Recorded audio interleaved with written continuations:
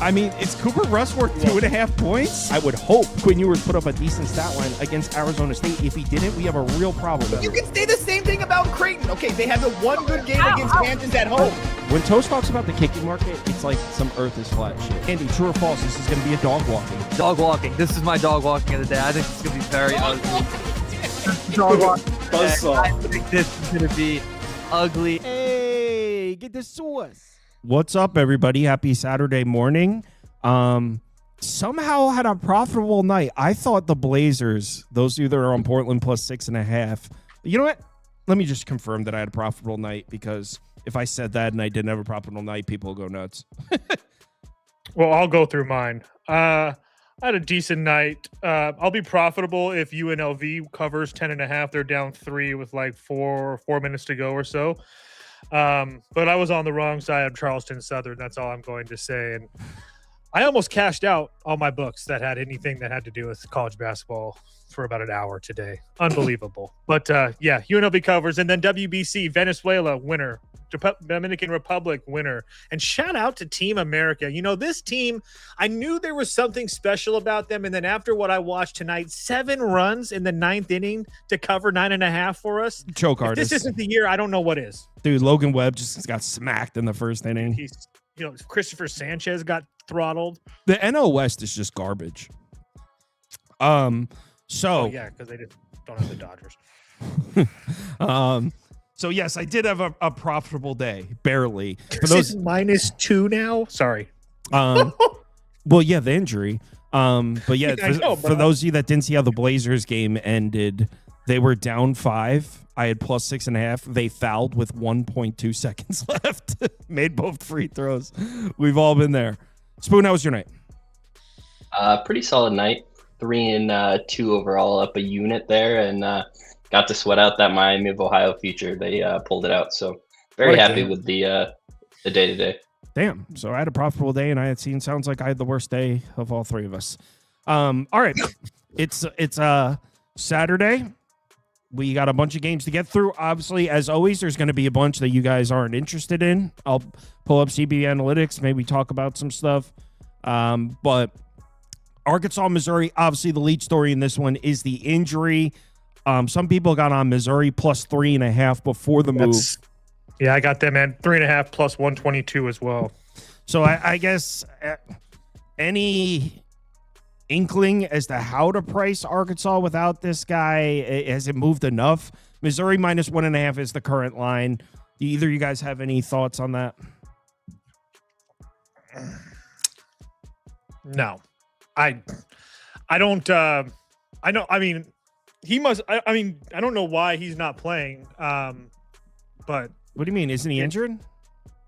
Well, yeah, but you would assume that. I mean, my point to that, I guess what I was going to say was, I don't know why or how I should have said how bad the injury is, but if he's not playing in a game where, I mean, they're fighting for second place in the SEC. I mean, not that means like a ton. Probably that doesn't mean a ton to them, but it was kind of an important game for Arkansas. And I was already going into this trying to bet Missouri here, because Missouri has shown up multiple times at home against upper level competition, like Florida and Vanderbilt and Tennessee. So I was already coming into this game looking at them to bet them. So I guess minus 1.5, I guess, with Missouri. I mean, taking out Acuff is just a huge thing. So, I mean, I don't think that Arkansas is just terrible without him, but he's by far, I mean, he's easily one of the top 5 players in the country. Yeah. So you're one of the ones that got on Missouri plus 3.5 or whatever. Yeah, we all talked about it early this morning. Spoon, did you also get Missouri? I know sports scientist Jacob did too. I got a 2.5 minus 105. There was 3.5s available with a bunch of juice, and it just went past my price point of being able to play it. I still really like it. Obviously, it's going to close well. I do think there's a point where if this moves past 3, that Arkansas is in buyback territory. That's probably where I'd have to get. It has to go the full possession before I'd be interested in Arkansas. Obviously, Acuff, I mean, one of the most influential players on any team in basketball this year. So for Arkansas to lose him in this game, it's going to be a huge difference maker. I won't be shocked at all to see them show up, but I also won't be shocked to see them just with a little bit of lack of motivation out there tomorrow, kind of phone it in. feel like this might mean more to Missouri here right now. So I feel happy with my position. Yeah. Yeah, I did not get Missouri at a great number like these guys, so I'll put Arkansas up because the only way I would place a bet on this game is I like what Spoon said. He said 3. So if Arkansas plus 3 pops, I'll jump in on the tail end at the other side, but nothing for me. All right, next up. Butler DePaul. Oh, the 3.5's gone? Mm-hmm. Wait, I can still get one on FanDuel. Do you guys co-sign? I had said in the Discord that I didn't think Butler should be getting more than a possession. So it looks like it's mostly 2.5 now. FanDuel still has a 3.5. So if you guys co-sign that, I will go grab it. I'll let the Chris Holtman hater go ahead and take this one. I mean, I don't want to talk on this game. Like I said very clearly at the beginning of the season that I would not come out here and give out any DePaul sides, and we've made it through the entire season, and you're going to force me to say that I think DePaul's the side at 2.5 because that's where I'm at here. I'm not betting this game. I'm not coming close to touching it, but I think this is DePaul until you hit the 4 number, in my opinion. Wow. DePaul. Don't put that. No. Take that off. That's no. I wanted you to live with it. I wanted you to try it on. All right, Butler. At 3.5, I wouldn't argue Butler. I think that DePaul has a really good chance of winning this game, but I wouldn't lay 3.5 with them. I mean, a lot of their damage that they've been doing, especially their last 3 wins, have all been on the road. Not that this team can't play at home. I'm just saying that they've lost their last 2 home games versus Villanova, which makes sense, but they also lost to Providence and St. John's as well, which those teams are better than Butler. I'm just saying, like, they haven't been the dynamite team at home like you think they were. They've actually been winning some games on the road. So, yeah, I would if you get 3.5, I'd be fine with Butler. I'm taking it. 3.5. I feel like I just betrayed myself here. I don't think that I went DePaul, the entire season. Yeah. Well, 1, 2, 3, 4. you're missing out on a great Butler opportunity, a great investment opportunity here with Butler. You're napping on it, Spoon. What a Benedict. I'm in. Butler plus 3.5. Dude, the screen, for those of you watching, if you're going to tail me on this, go find a 3.5. Do not take plus 2.5. 3 is very important. So go find a 3.5. It's on the FD, the blue one. If it comes down to that 1 point minus 500, somebody's going to be in the comments complaining about that loss. Oh, yeah. Yeah. Oh, guarantee someone, the most, especially in the Saturday morning show, they just fast forward and look at the colors on the screen. They'll be there was someone complaining about a pick you guys gave yesterday. Both of you guys openly were like, oh, there's no way I touched this.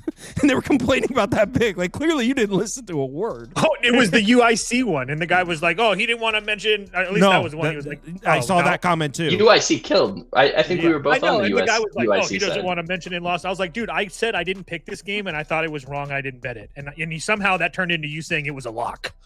No, I was so glad the market gave me the 2. I think it was the Central Michigan game where like neither of you guys even like loved it. Whatever. Georgia Tech, Clemson. Oh yeah, they got smoked, so that makes sense. Yeah, I think that was the comment I said. Oh, did I add this game? I probably shouldn't have added this one. Oh, I added this game. We could skip it. 17. Georgia Tech had one last chance, their last game at home versus California, and just completely pissed down their leg. There's no chance in hell that I would even touch this team. You can put Clemson up for me. I wouldn't actually bet Clemson, but there's a guy in the comments repeatedly saying good call on UCF. Man, you have to stop parlaying. Everybody on the panel had a profitable day. We all had a profitable day. If you were expecting us to go 7-0, you have a gambling problem. Get help. Holy shit. All right, let's just move on to the next one. That game sucks. And that line moved like crazy towards the end before tip. Like it was almost guaranteed that we were dead in the water. Yeah, West Virginia took a lot of late money on that one. So yeah, that was crazy. The UCF did battle a little bit in the second half. I thought there was a chance. They brought it back within 4. I thought we were going to get it, but Houston, Oklahoma State. Houston laying 12.5 on the road in Stillwater. I have no reason to consider Oklahoma State here. I bet on this team about a week and a half ago, and it was one of the most miserable experiences of the winter so far for me. So I would only go Houston, but I don't know the circumstances. Any of you guys have thoughts on this? I think Houston would lock up the number 2 seed in the Big 12 tournament, if I'm not mistaken. It would only be Houston for me. I don't actually feel like I'm going to actually bet this game, but I do think that we're getting a little bit of a discount because Oklahoma State has been somewhat decent over the last week and a half or so. But I think both of those wins were in overtime. Had they lost those games, this number might actually be 14.5, 15. So it would only be Houston for me, but I'm not betting. Spoon, do you agree? Houston or nothing? I kind of feel like Houston doesn't really care where they finish here seeding wise in this tournament. It's not going to make a huge difference, the outcome of this game. So I think there could be a little bit of the play with your food mentality, maybe take a few minutes off some of your bigger guys. Oklahoma State here at home. This team's played pretty chippy. We're talking about 3 overtime games in their last 6 that they played. They've beaten some decent teams here at home already in BYU, UCF, Kansas State. I shouldn't have said Kansas State. That's not a good team, but they had a good coach back then. I think Oklahoma State is the side at this number. I don't think I could go past 10 with Houston here. Did you watch the Oklahoma State Cincinnati game, Spoon? You talking about vividness bias? Did I allow vividness bias to affect my cap? I'm allowing vividness bias to affect mine, yes, because what I saw, it was not just a bad basketball game. What I saw, I find offensive to the sport, personally. They didn't belong on the same court as Cincinnati. You want to talk about offensive? Then the next game, they scored 111 points on the road. That to be is clear to even more offensive. To the people at home, there was no bets involved with that game.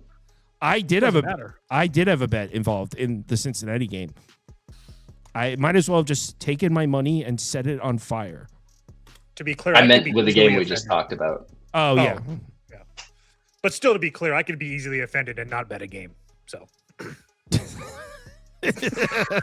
I had a fire idea for a segment today. Kyle's not even going to acknowledge it. I think it would be just like what's top tier, where we give Toast viewer comments and give him no prep time at all, and he just has to unload on them. When did you? They're just asking gambling advice. When did?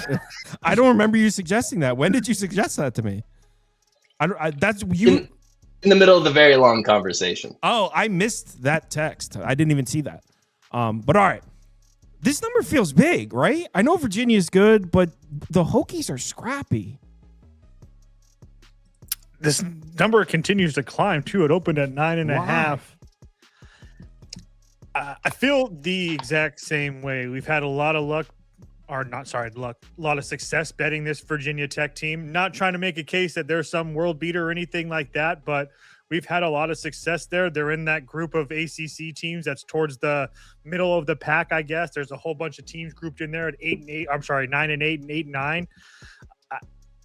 I just don't understand this number. I mean, Virginia has a little bit to play for. I mean, it just doesn't make sense to me. I'm not even going to keep on going on because Virginia at 7.5 or something like that. Yeah, that makes a little bit more sense to me. But double digits. I mean, yeah, I said 8 max for Virginia. So I'm going to bet Virginia Tech. I just don't know what the number is going to be. I haven't looked at it in an hour, but it's at 11.5 now, and you can get a cheap 11.5. Spoon, did you get a chance to look at ACC seeding implications? Is there anything here we should know to your knowledge? All right, so you have Virginia sitting at the 2 seed. They're tied with Miami, but it doesn't look like there's a big difference between the 3 and the 2 seed and how the tournament kind of plays out. So I'm not sure if that will affect anything. Actually, Miami's a game behind. I'm sorry, this is one day back. So I think Virginia is locked into the 2 seed basically, regardless of the outcome of this game. This is their arch rival. They lost in a triple overtime game on the road. I was just trying to peek at that last game. I know I was on Virginia Tech. I think I got 10.5 in that game. So I feel like this number should have moved a little more than that. I didn't peek too much into this game. Already getting Virginia Tech once in this rivalry, I feel like I won this matchup. I don't really want to go back. I think there's some motivation for Virginia to blow this game open. And if you take the rivalry aspect out of this and all motivation factors and just put the 2 teams on the court, Virginia is head and shoulders the better team. Really? You put the motivation factor of we already lost to our arch rivals once, now we get them at home. I could see this number being this big. I want to play Virginia Tech. I'm a Hokies fan in this matchup, but I think at this number, I think we should be getting a full 13.5, not 11.5. I couldn't move on it right here. This isn't anything I'm betting at this point. Well, it was 5.5 when they played earlier. There's only 5.5 in Blacksburg, though. Yes. So a 7 point. That sounds about right. 3.5. I swear I got a bigger number than that. I want to play Virginia Tech. Toast, text me if you're going to bet Virginia Tech. Text me. I can do that. I'm down to do that. I don't know if we should wait though. I kind of think it's going to come down, but I haven't looked. So if you're looking at it right now and you're seeing it, I mean, I haven't looked in an hour. I just noticed that it kept on bumping up every time I looked. It was going up. I mean, to a point. Well, you can get there's minus 115s on the Virginia side, which means I'm sure we can even get a cheap plus 11.5. Like how? Yeah, you can get a 105. So yeah. Xavier Villanova. Any thoughts on this one? I don't think either of you guys clicked this game. Xavier Villanova. Nope, I added this one. So we're currently sitting at 12. Pinnacle opened at 12. Circa opened at 12. There are 11.5s on some of the softers. What do you guys think about that open? Sound about right? Yeah, I mean, I'm not betting it. I don't think that Villanova, or I know that Villanova doesn't have anything to play for right here. So, and Xavier's at the very bottom of this conference. So I don't really feel like there's any really value in this game betting it personally. I don't have much interest either. Spoon, what 12 sound about right to you? I lean Xavier here. I think this number is a little bit inflated. I know Nova is the much better team. I get there at home. But there's not a lot of motivation for them to play better. They can't move up or drop down for seeding in their conference. It doesn't affect, as Toast alluded to, it doesn't really affect Xavier either. There's 3 teams locked up at 6 and 13, though, so they could move up to a tie with Providence, move themselves into a different part of the bracket. It's all tough games in the Big East. There's no coach that's probably trying to pick one side to get in or not. I would definitely lean Xavier here just because of the lack of motivation on both sides and a huge number like this. I think there's similar athletes on both sides. This should probably be closer to 10. I'll put a Xavier up, but it doesn't sound like you're betting it. I'm not. No. All right, cool. Let's move on. UConn Marquette. Marquette at home. Marquette, the dark horse. Marquette. Nope. Everyone's sleeping on Marquette. Money line? I'm not sleeping on Marquette. No, yeah, I'm saying like the collective college basketball world. It's just asleep at the wheel when it comes to this scrappy ass athletic Marquette team. That point guard is, man, that's like a young Steve Francis right there. For those of you who know who Steve Francis is. Are you talking about Nigel James? Nigel James. Did you see the clip I posted on Twitter? I did not, actually. I'm sorry. I missed it. I will go check, though. Athleticism. Oh, yes. From like 2 weeks ago or whatever. Yes. Yeah. Absolutely. Yes. And I was on Marquette in that game. So I'm a believer in Marquette. I think Marquette makes this interesting. I'm putting Marquette up. Who's co-signing? Popcorn spoon. Don't everyone jump up at once. Whisperer. Don't everyone jump up at once.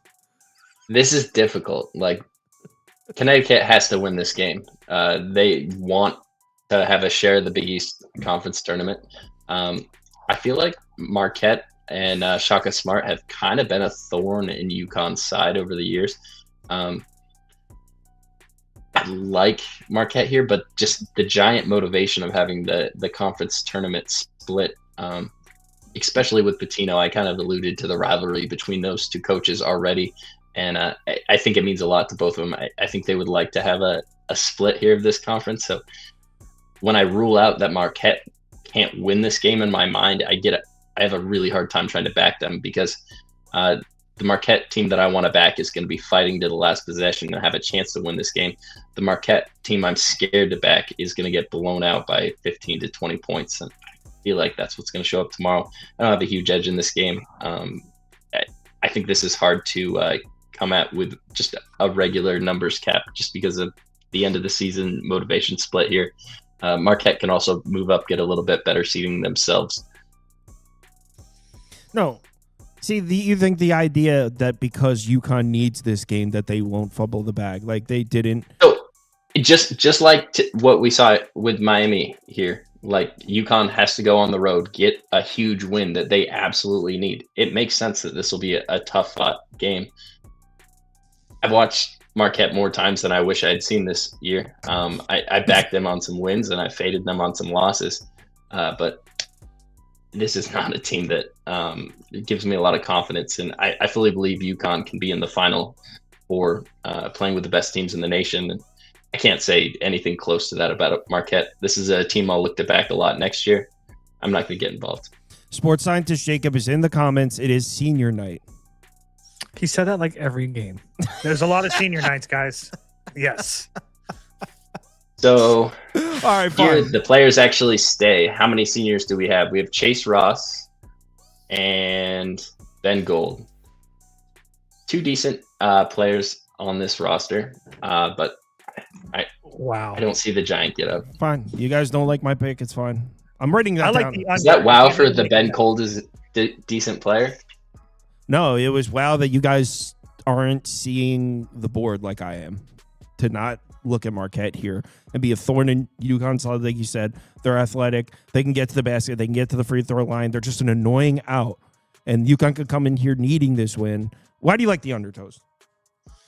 Two top 5 defenses in the conference. UConn plays super slow, and I think that they're going to be able to dictate how this game goes. And I don't really trust Marquette offensively, so this first game that these two teams played, it was like 72-55 or something like that. Not a ton of possessions, only 68 possessions. I think that if we stay under 70 possessions, which is more than feasible with these two teams, I think that it goes under the total. I'm writing Marquette down as a possible. Gordy Hobbs is in the comments saying he likes Marquette also. See, Gordy's a guy with vision. I like Gordy. Yeah, he's a good guy. I think that's I think that's part of the Weskers entourage. Oh, God, Jesus. I just want to has a whole entourage now? There's like 4 of them. He's got like his cronies just following him around. It's ridiculous, but it's awesome at the same time. I just want to address the UNLV stuff. It's okay, guys. We're going to let them have this one. Easy cover, no questions asked, but they should have won that game. We all know it. Don't worry. Their time is coming. Their time is coming. They were 10-point underdogs. Don't forget that. I'm so dumb for not getting on that. Yeah, you did. I texted you about it. I was like, I want to get on it. I asked you for your permission. And I'm always down in our texts, and that's the one time I responded. That's absolutely ridiculous. All right. South Carolina Ole Miss. This is another game that I added. So it looks like we got a 7 opener here. Let me see if there's been any movement. Pinnacle opened at 7. Circa opened at 7. There are a bunch of 6.5 on the softers. So what do you guys think? 7 sound about right? I mean, yes and no. I can understand why it is. I would make this like 4.5 or something. So, yeah, dude. I mean, 4.5. Hold on. Who is Ole Miss to be laying multiple possessions to anybody? Actually, I did watch that Ole Miss LSU game. They are bad.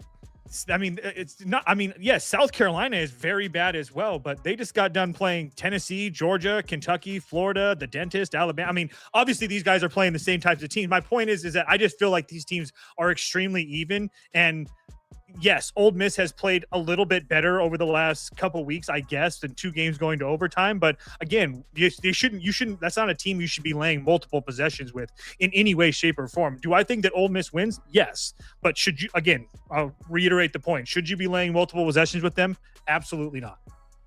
Yeah, I kind of agree. I don't think I could take South Carolina. I'll put up with South Carolina. Yeah, they're not very good. Spoon, any thoughts? 7 sound about right to you?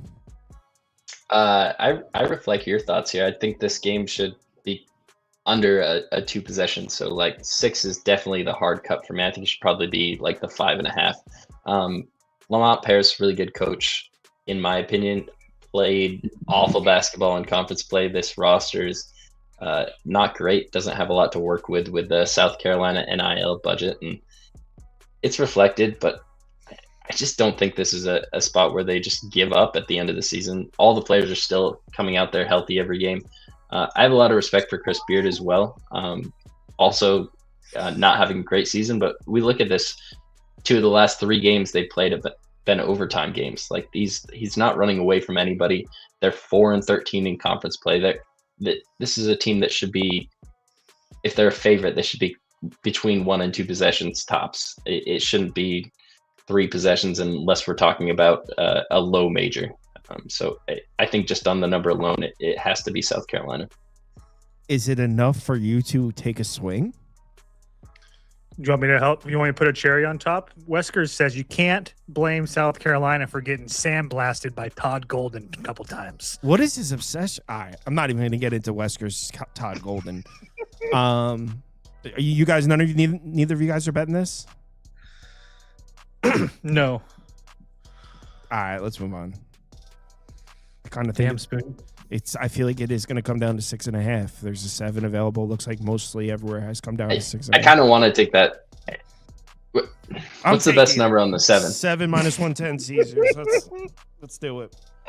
Toast lives his life scared. I honestly think it closes well. I wouldn't be surprised if it got under 6.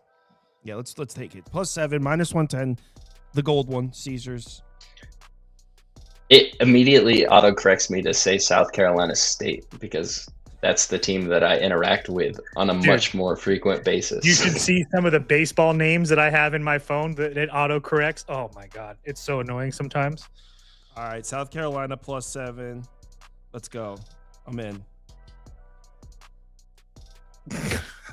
Some of these comments. 7.5. They're so up and down. It's like the first one I read, I swear to God, is Spoon a moron? And then the next Yeah. I'm like, what?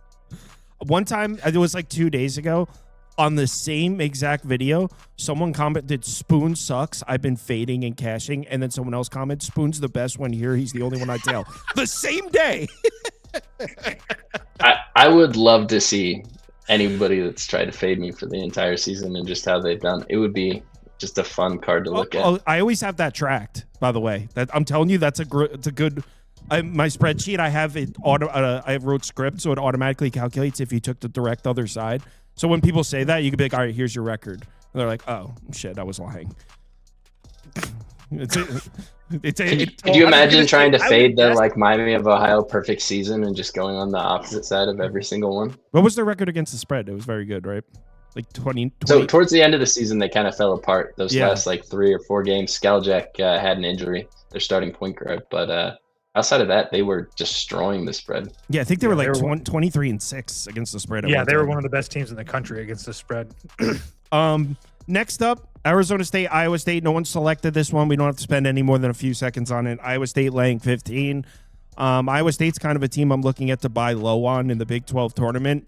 I think they could play with the likes of your Arizona and Houston's, but due to a few really ugly performances recently, I think maybe the perception in the market might be a point or two low on them. So I am looking to buy low on Iowa State sometime during this March Madness. I just don't know if this is the time to do it. So I'm all ears, but I am thinking we're going to see a good opportunity to play Iowa State at some point. What do you guys think? 15, any interest, or should we skip? I agree with the Iowa State sentiment. A lot of their losses all their losses except for one are on the road. This one's at home. Their one home loss was Texas Tech. And I do agree that it's a buy low situation with them as well. I know that Joshua Jefferson has been up and down at times, but he's a very good player. Lipsey's a very good player. This team and Otzelberger knows how to coach. I'm not going to lay the number, but I do think this is a very good time to fade Arizona State, who's coming off of, probably one of the better wins of the Bobby Hurley era at Arizona State, and now they hit their road for their final game. I don't know. I just don't see Arizona State getting up for this game. I think they get absolutely throttled. I I think Iowa State wins by like 20 plus personally. But yeah, I wish I could get there with Arizona State, but I just don't think they're going to get up for this one. Someone in the comments said Arizona State's fighting for their life. Do they need a win here for something in the postseason? They're. I just looked at it. They're in the 11th spot in the Big 12. Right. Oh, I'm sorry. They're in the 12 seed in the Big 12. I assume that's maybe some kind of cutoff. Is that what he's referring to? Maybe. Because they're sitting at the 12 seed, and if they lose, they could potentially tie with Oklahoma State and maybe drop to the 13. I really don't know what the implications are there, but so 9 through 16 have to play each other in the first round. So not huge implications. Yeah. So as far as that, you don't have interest in this one, right, Spoon? The fighting for their life comment might be that Bobby Hurley's fighting for his job. Yeah. That would make sense. My opinion is that this is generally a spot where you fade a team. You have Arizona State coming off a huge win where they won outright as an underdog, and now they have to go and play on the road, one of the toughest road environments in all of NCAA basketball. And we're talking about a team that's lost 2 straight. I was hoping we'd get like a 12. This is at 15. This number is probably accurate. 15, 16, this is where it should be. It didn't adjust off that. Like, what's that about? You should have some movement off 2 losses and a huge win. I like Iowa State here, even at 15, but I'm not going to be involved with this. I agree with your sentiment on this team making a run in the Big 12 tournament and the NCAA tournament. I don't think they have what it takes to win it all, but I think they can go to the Elite 8 and Sweet 16. I think maybe we're just too late in the season for 2 games to really affect, I mean, one of them was so ugly, though. You think that maybe it's tough to unsee. But, yeah, I think at this point in the season, it would need to be to really affect, which kind of pokes holes in my buy low on Iowa State in the Big 12 tournament. But if you look at the futures, I was looking at it the other day, they're definitely priced a significant step down from Houston and Arizona. And I don't know if that's if they're that much of a step down. I was going to say, and not that, I mean, Koa Pete's back and stuff, but I mean, they've been dealing with injuries. Obviously, Texas Tech is dealing with injuries. Kansas, you don't really know what you're going to get from Derek Peterson. So there's a lot of questions with all of the upper level teams in this Big 12. And they're one of the teams that doesn't have any questions as far as health is concerned right now. Cincinnati TCU, it's Frogs time. Spoon has become a Frogster. He crossed over. About a week and a half ago it happened, and he talked about how his life improved after making the decision. So, Spoon, would you say things are going better or worse for you since you became pro Frog? I mean, it's been pretty solid since we've gone to the pro Frog side. Not going to lie, Cincinnati was sitting there with 3s, and I was looking at the Bearcats, and I was like, you could probably claw just a Frog with 1 swipe. But then I remembered what this home environment's like, and I mean, we look at the teams they've beaten this year. Every single game here, like Iowa State's one of the best teams in the country. They were able to take them down at home. Arizona State, West Virginia, their last casualties for that Kansas State, Oklahoma State.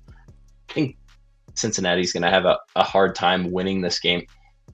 Just look at their recent play, though, and they haven't fallen out at any of these games. That West Virginia game was absolutely embarrassing. Wes Miller had a great press conference after that, and the team has showed up every single game. 1 loss to Texas Tech on the road by 12 points. Some impressive wins besides that. I don't know if they can keep it going here versus TCU. This is a very tough road environment. I think this is TCU under 3. So at this number, I would take TCU 3. Past the 3.5, I'd have to go Cincinnati, but there's not enough of a perceived edge at this number for me to really do anything with it. Yeah, I agree that it would only be TCU, but Cincinnati's been pretty impressive a couple times recently, and starting to think that maybe my assessment of Cincinnati was wrong. I'll put up TCU, but feels like the ultimate coin flip at anything under a possession. Toast? Wouldn't touch this game with a 10-foot pole. Can't wait to watch it. I would take the points if I had to, but I'm just at a point where I don't know how I can fade either one of these teams. This is 2 of the teams that have made me some of the most money this year. So I'm in a rock and a hard place. I can't do it. If you happen to be watching this game and one of the teams goes up by 10 points, I think you could blindly bet the other team and make money in this game. Well, I think this will be a rock fight. TCU has no quit in them. A team's never out of it. And that's why I was going to say under, and that's why I didn't want to, because both of these teams are kind of like that. But, yeah, I don't want to deal with it. Does Kansas State have one left in the chamber to go into the fog and beat the Jayhawks here? The only reason I clicked this one is because obviously it's a rivalry. This is certainly not Kansas State's year, but they did win a basketball game against West Virginia. So maybe this Kansas State team has some momentum.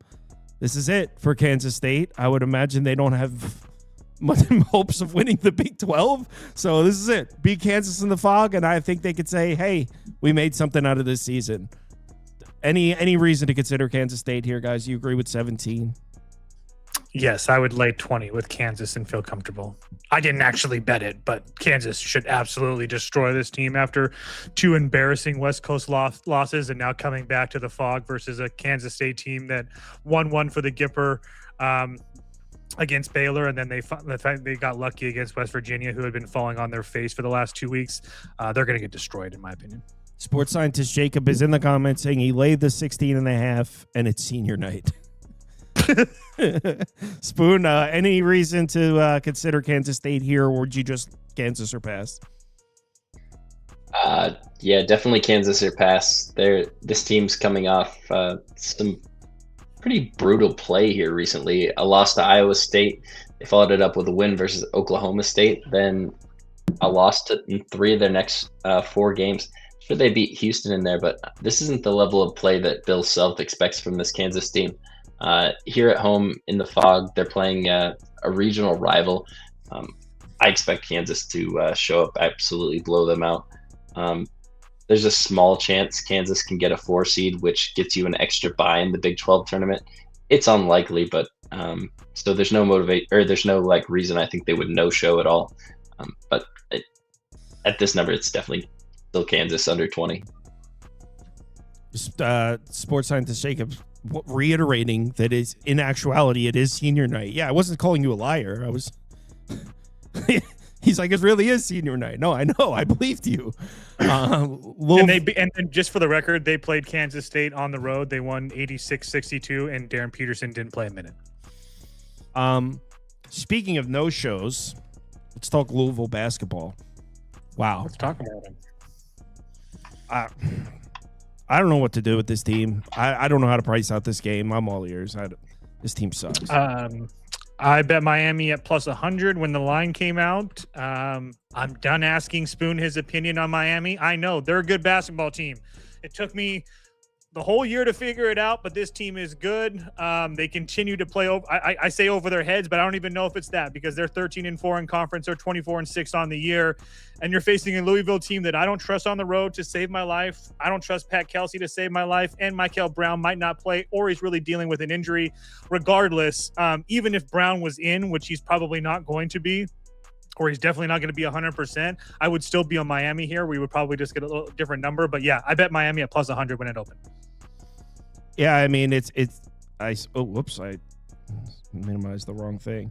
So I certainly wouldn't bet Louisville, but I am a bit worried that all it takes is this team to get hot from 3, and I feel like they could beat anybody. Spoon, what are your thoughts? It looks like Miami, so Toast got a plus 100. That's looking like a good bet. It's mostly 1.5. Circa has 1. Do you agree with Miami being short favorites here? I went back and forth with this. I looked at this number at open and kind of flirted with the idea of getting to Miami. Ultimately, I couldn't pull the trigger.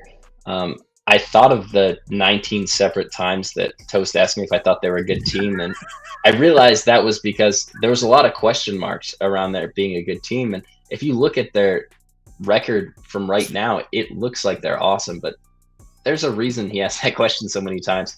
Louisville, earlier in the season, I think a lot of people thought Louisville could be a team that could win the ACC even. And right now they're playing bad basketball. They've lost 3 of their last 5 games.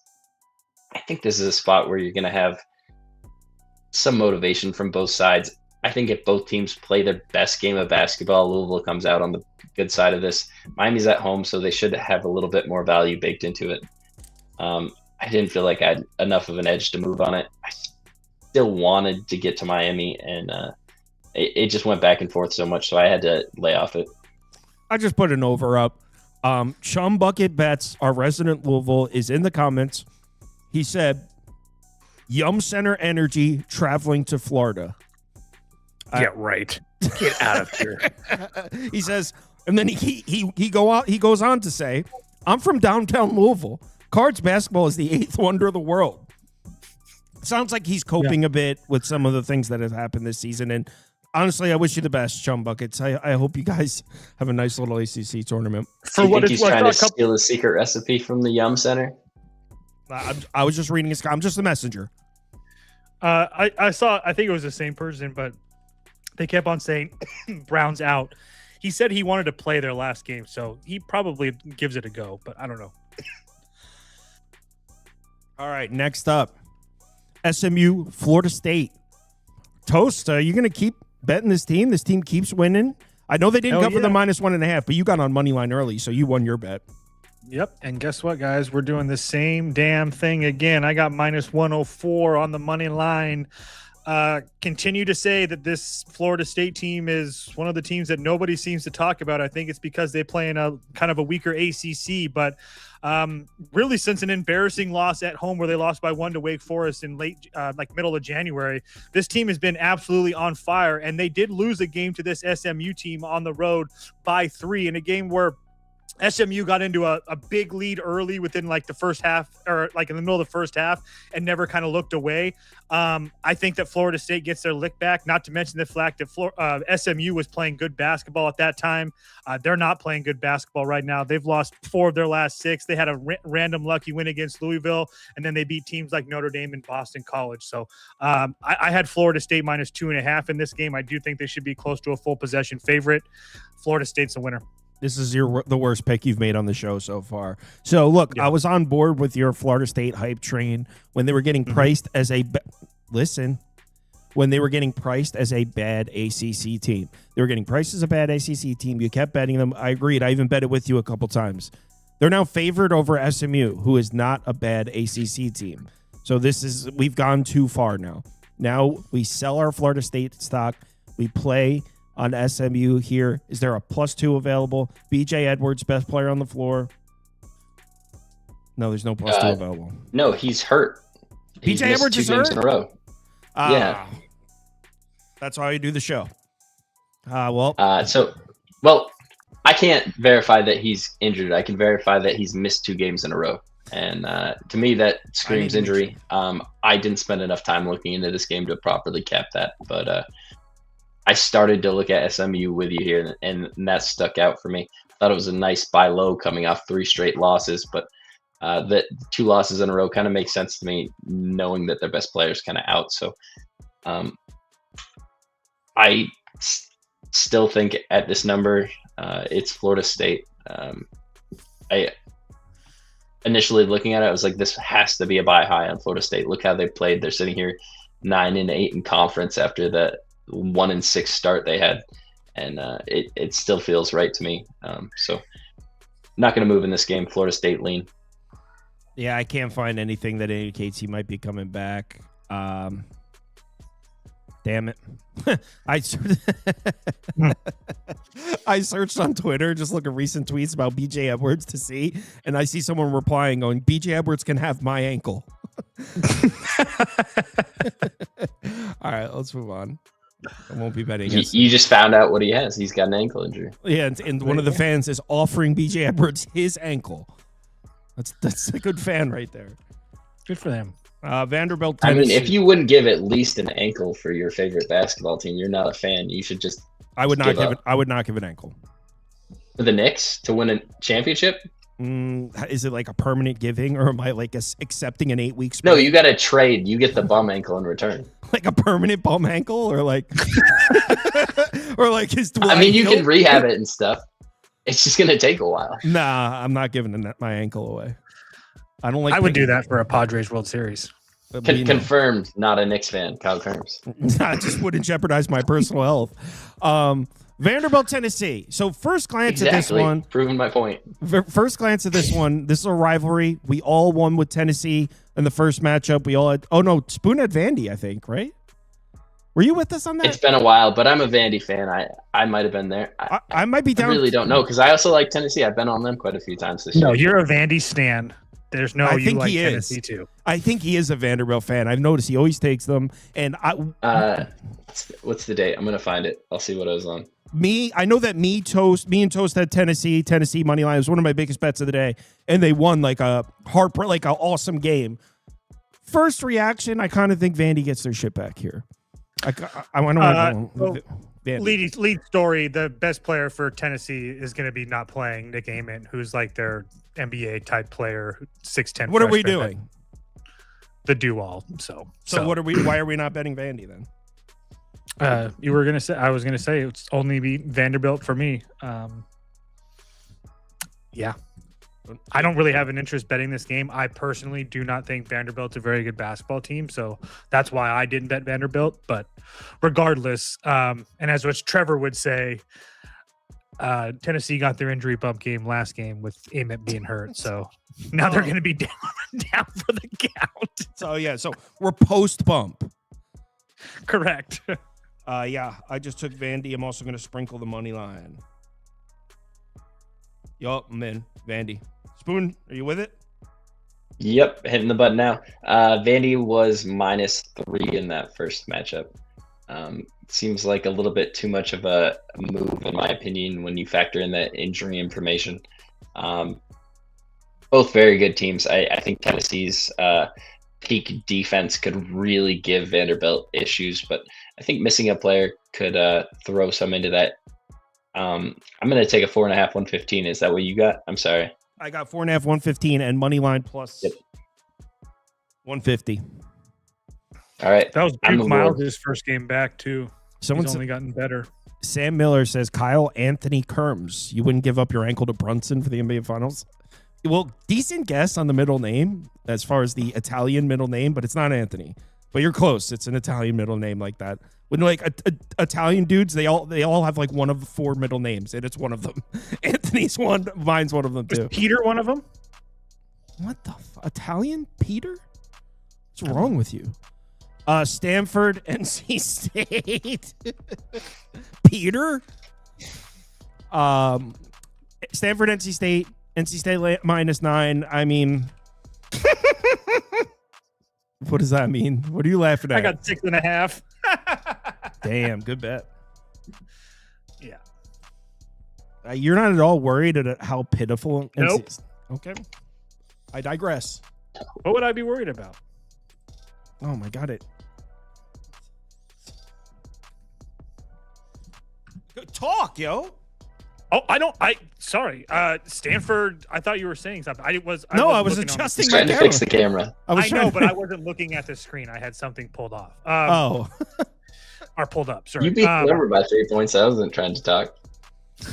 Well, it's a completely different bet now, but yeah, you have NC State coming off of a really bad, obviously an overtime loss. That overtime loss versus Notre Dame was terrible, but getting killed by Virginia and Duke, it doesn't really do much for me. And you have Stanford, obviously on the other side of the country, who just had a really good game against Notre Dame, but they haven't been good on the road at all this year. I just feel like I thought this number should have been 8.5 when we got it. I was surprised we got 6.5. I felt like we were getting a huge discount because of the way the NC State's been playing, but in all reality, NC State should absolutely destroy this team. So yeah, again, I took 6.5 though. I don't know. Do you have any at what point would you buy back on Stanford? I guess is the question. Pretty close to this. That's what I'm saying. At this number, it's I would start to look the other way.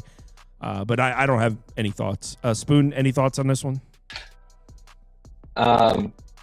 It's been a long time since Stanford's lost a game by more than 10 points. At this number, I think this is Stanford.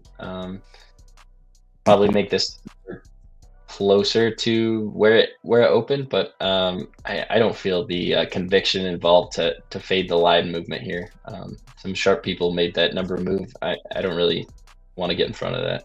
Yeah, maybe if it crossed 10, but I don't know. I feel like I haven't watched enough Stanford. I think I've only watched 1 or 2 Stanford games all year. So I know the NC State team pretty well, but I don't know much about Stanford. They lost one of their better players early in conference play, and I feel like that's really stunted them. They they had only lost one game before his injury, or 4 games overall before his injury, and it's just been downhill since then. I just looked down. People are guessing the middle name. Someone said Kyle Marco Kirms. Somebody said, "You're a grown man. Don't let Kyle talk to you like." I feel like Marco's a better guess than Peter. No, he got it. Joseph, he already got it. If you're an Italian dude in my age group, you have like one of 3 middle names. We all have the same middle names. Middle Tennessee, Missouri State. Middle Tennessee, man, came through for us. I told you guys, cashed Blue Raiders. I'm a big Blue Raider guy now. So are we continuing to ride the Blue Raider wave here? Spoon? Absolutely. Middle Tennessee State plus 105 money line. It's still available right now. I still think that number has a little bit of closing value attached to it. I think this probably gets to a pick 'em. Not super confident in that projection, but I do believe Middle Tennessee State is playing much better basketball. I alluded to it in their last game. They were coming off senior night. One of their better players was benched on senior night, and they found a way to show up in that next game. I don't think this is a spot where Missouri was really supposed to win their last game. I think there's a little bit of extra value involved with that. This is all Middle Tennessee State for me. I know it's a pick 'em. I'm getting the better price of it, so I have no problem getting involved with this. I feel like the level of basketball Middle Tennessee State is starting to play at is approaching their peak, and that's what I'm looking for this time of the year. Not teams that have already peaked or teams that are playing bad basketball, but teams that are starting to improve and find ways to win every single game, whether it's one player playing better or not. To be able to get this right here, I think there's some inherent value. I don't know anything about Missouri State. Coast, do you have any thoughts? Only thing I can add, because I'm on Middle Tennessee as well, is that Middle Tennessee could still possibly get into like a tie for 3rd place in Conference USA, because Western Kentucky has to go on the road and play FIU, who isn't the easiest place to go and get a win. They've been kind of up and down, but regardless, there's still a lot to play for, and they've been playing better. But yeah, that's the only thing I wanted to add. Kamari Lands was the player that was benched. I was trying to find his stats. 15 points in 28 minutes. The next game, 2 for 5 from 3. 150 offensive rating graded by Ken Palm. So great bounce back for him. I think they keep that momentum going. All right. Georgia, Mississippi State. The dentist toast? I don't know. You good? Yeah, I'm good. I don't know what to think of. I mean, I will give that Mississippi State. They've lost their last 3, but they played. South Carolina doesn't matter. That's just a terrible loss. But Alabama, Florida, Missouri. Those aren't terrible teams. But I don't know, man. I think that Georgia's the much better team. They're finally starting to play a little bit better now that they got Wilkinson back. I know that's been a couple weeks now, but regardless, they have 1 loss, which was on the road. That's like the one thing that's been their bugaboo, is that they haven't been great on the road, but they have stepped up at times. It would only be Georgia for me. I don't know. This one just feels weird to me. I just feel like this one, the possible outcomes for this are just the range is too wide, because if Mississippi State's threes are falling, if that dude's hitting those shots, especially against Georgia, I don't know. I have no interest in this one. Maybe over, Pat. I don't know. Well, and Georgia's going to need their threes right to go. I agree. There's a lot of there's too much 3-point shooting in this. I wouldn't be surprised if Mississippi State wins by 20. I wouldn't be surprised if Georgia wins by 20. Spoon, any thoughts here? My initial lean is to the dog here. Like, in some of these games, I try to play the game where I just rewind 5 games, and where would I make this line had those 5 games not happened? And you had Georgia coming off 5 of 6 losses, and a Mississippi team that had been playing not great basketball, but much better than they finished the season out. Just had wins versus Mississippi and Auburn, so I think this number is a little bit overinflated from that. But then I look at the fact that Wilkinson was out for part of that, and it comes back to about even for me. So I think this number should be at 2 possessions, which is 6, and it's at 5.5. So it's very efficient. Georgia's the better team, but Mississippi State dog here in these last matchups. I lean those ways. Yeah, I'm good. Doesn't sound like any of us really love that. Boise State, Colorado State. I'm almost certain Toast selected this because Toast has become a Mountain West guy in the last 3 weeks. So locked in on the Mountain West, it's not even funny. I can't get enough. I love it. I can't get enough Mountain West basketball. All right, hit us with it. Colorado State on the money line. What's the price right now? Still like around 120-ish. Perfect. Yeah, just wanted to make sure. Yeah, I played Colorado State on the money line minus 120. If you want to play minus 1.5, that's fine. One of the hottest teams in college basketball right now. We just played really? We just played them against New Mexico on the road. Got 9.5 points. They won that game outright. Now they come back home. Now they play a Boise State game, a Boise State team that they just barely lost to, like 2 months ago back in Boise State. Boise State has been playing much better as well. I think a lot of people might have wrote off Boise State, especially going into just after January when they were losing a whole bunch of games and stuff like that. But I just wanted to make a point to say that Boise State has played much better, but I think that Colorado State is playing some of the best basketball in the country right now, and I firmly believe that both these teams have something to play for as far as the Mountain West standings, but they're pretty much, I think they're tied exactly, but it doesn't matter for me. I'm going to continue to play Colorado State. For whatever it is, they figured it out. Ali Farikamesh, I butchered that last name, but regardless, they are absolutely killing it right now. So, all right, I'll tell the hottest team in college basketball. Your words. The hottest team in college basketball, he said. The hottest team in college basketball that's still getting priced decently. Yes, there's other teams that have longer win streaks, but. Spoon, do you agree that Colorado State is the hottest team in college Obviously. basketball? I mean, there's probably not any teams that have won every single game they've played this season, so yeah, I'm sure they're probably the hottest team in college basketball. I think Colorado State is playing well. I said it's priced decently. I was just trying to throw Miami of Ohio some respect. They've gotten a lot of disrespect this Navy season. Some respect too. Navy won a whole bunch of games. Toast said this is the hottest team in college basketball. You can't walk that back. I agree. Miami's barely winning games. Anyway, go ahead. All right, Spoon, are you? I just took the minus 120. I'm in. I like it. I'm trying to find ways to pick it apart after that last statement, but I agree with them.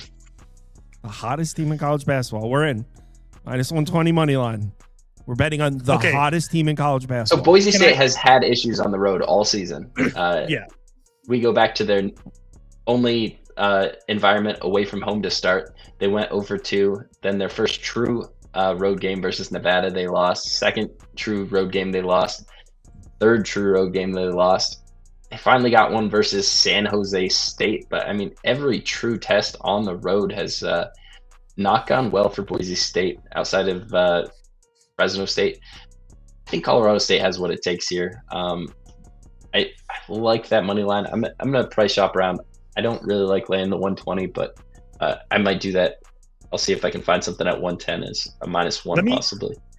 Let me change my statement then. Colorado State is the hottest team this side of the Mississippi.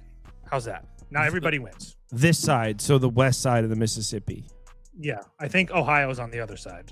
If I'm totally when you say that, you have to be in the same room because we're all geographically put in different spots. So I'm pretty sure I'm right. Well, hold on. Sure. This side, he's got to say the Colorado side of the Mississippi. Yeah, sorry, the West Coast side. And to which I'm saying is Miami of Ohio on the west or east side of the Mississippi. It's got to be on the east side. Yeah, if I butchered it, just kill me in the comments. But I'd be shocked. Ohio? It's over there. It's like. Yeah. No, it comes from the tributaries that are up there. Yeah, you're good. Ohio is on the right side of the Mississippi.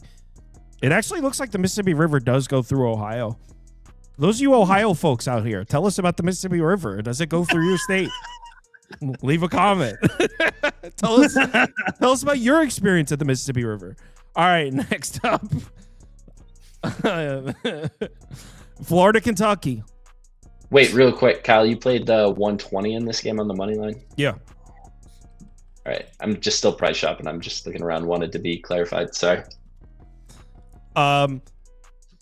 Jen has confirmed it. Ohio is east of the Mississippi, and Jen just strikes me as the type of person that would know something like that. Oh yeah, she would know. And she typed it in all caps too. I've never heard her raise her voice before. Oh, geez, Jen. Yeah. Relax, Jen. Hey! All right, Florida, Kentucky. It's 1 a.m., Jen. Come on. Florida, Kentucky. Florida, we've established that Florida is not the hottest team in the country. Colorado State is. So where does Florida rank on the Colorado State scale, Toast? I don't know. It's on the wrong side of the Mississippi. I don't even know how to. Apples and oranges. Apples and oranges. No, in all seriousness, obviously Florida's really hot too. In all seriousness, no, I kind of wanted to play Kentucky here. There was 7.5 available. I haven't bet it, but not that. I mean, Florida has nothing to play for in the SEC. Not that I don't think that Kentucky is really going to do a whole bunch with themselves with winning a game, but they're in a group of like 4 teams that's all 10-7 or whatever. So I do think that you have something to play for. When these two teams played earlier this year, Florida didn't completely blow them out, and so I just feel like this game could be kind of close. I didn't bet it, but I missed the number. I would need like 7.5, or more. But yeah, I lean Kentucky as much as hard as that is for me to say, because I have been like the conductor of the Florida train. But this is too short to go Kentucky. Spoon, what do you think? I agree with that. I disagree with the early line movement. When it's at 2 possessions, I think it should move towards 3 possessions. Maybe Kentucky can show up. Not a terrible basketball team. Maybe a little bit of my vividness bias from watching them, but I think Florida is another one of these teams that we could see playing in the Final Four, and I can't see that of Kentucky. They can walk away in this game. Motivation might come down into it. I get Kentucky's at home, but right around 2 to 3 possessions, I lean Florida, but I'm not going to be involved here. Yeah, I lean Florida also, but I kind of like Florida here, actually. Kentucky's not that good. And yes, Helms, I am the conductor of the Florida train ever since the Oklahoma game, so there's no question. But thanks for joining the show tonight. Appreciate it. So why are you fading? I didn't bet it. Did I'm you just see saying the- that I did think you this is see a really this? get up spot, and Florida has nothing to play for. A right get now, up spot. so. Look at this, Toast. They're not like 99s and everything. I am the conductor. I'm well aware of where we're going to stop. I'm just saying that I think that Kentucky can play well tomorrow. The hell? Let me see the best price I can get on Florida. They're 99s. I hope you guys bet Florida and they win by 50. It means nothing. I can get a 5.5 available via So trade. Kyle, when you do that, I think it's really helpful to go and filter it by conference play, just because of the wide array that these teams play. When you pull up the CBD analytics, you can always filter all their stats by conference play rather than just so you're only looking at similar opponents. I just like to factor in that you were throwing in it's 99 for everything. It looks still impressive, but not quite as. Well, as long as they're both. Oh, I see what you're saying. Yeah, I could do conference play only. But hold on. I think Florida's I think I can get a 5.5 via trade. Ooh, okay. Under 6, yeah. Yeah. That's a little cheap. It's minus 123 though, so I paid for it. I traded Florida minus 5.5. Trade complete. Master trader. All right, let's move on to the next one. New Mexico. Speaking of traders, Jose got his Venezuela pick home today. I know he was very excited about he can't. No, he can't celebrate that. He was scared to even pick his own country. Right, Toast? Who? Jose last night. He was scared to pick his own country after repping them. He can't even celebrate. USA Jose? That's the nickname. I'm going to stick with that. No, he's got an array of nicknames, but that's the new one. I only bet Venezuela because he wouldn't bet Venezuela, and I was like, I'll throw a half a unit on it just because you're too coward. Spoon. He called I think himself. Jordan made him mad by picking the other side, and I think he just sent him off, and he ended up betting him today. He was pretty excited about it, at least. Spoon. That wasn't a nickname we gave him. He told us he was USA Jose. He told us that. He told us that's what I his name missed was. that part. It was awesome. New Mexico, Utah State. Go ahead, Toast. Mountain West. You've got your ear to the grindstone or whatever the hell. I do. Thumb on the pulse of the Mountain West Conference is what we like to say around here. Wesker Utah says ear to the State grindstone. Go ahead. Utah State by 10 plus. I think that we're getting a decent number with this team because they've looked like crap over the last couple of weeks. All those games on the road, when they are at home, they absolutely dominate. So I am not a fan of this New Mexico team. I've tried to get on them a few times when they've at home had minimal success with it. I just don't think they're very good. And now they're on the road, a place that I really don't trust them in. I think this is a spot where Utah State gets some frustration out here and wins this game by 10 plus. I didn't bet it, but I do think that they killed this team. Any thoughts here, Spoon? I don't know if you have your thumb on the pulse of the Mountain West, quite like Toast claims to have, but any thoughts on New Mexico and Utah State? I haven't been checking any pulses, but I do have a checklist, and it's got Utah State on it as a gym I'd like to get to at some point. This looks like one of the most electric atmospheres.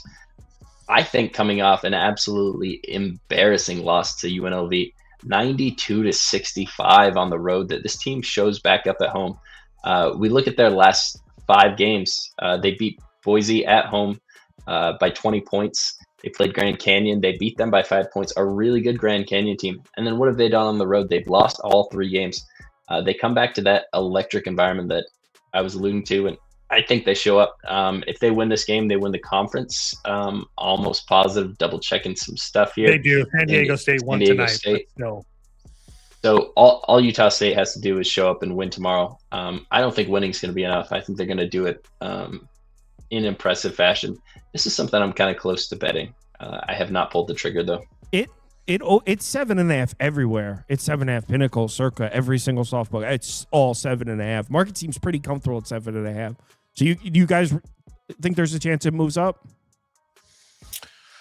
I don't think it's probably going to move up a ton. I do think New Mexico's kind of respected. I mean, Bartovic has it 7.5, filtered over the last month, 8.5. I don't think it's going to go crazy.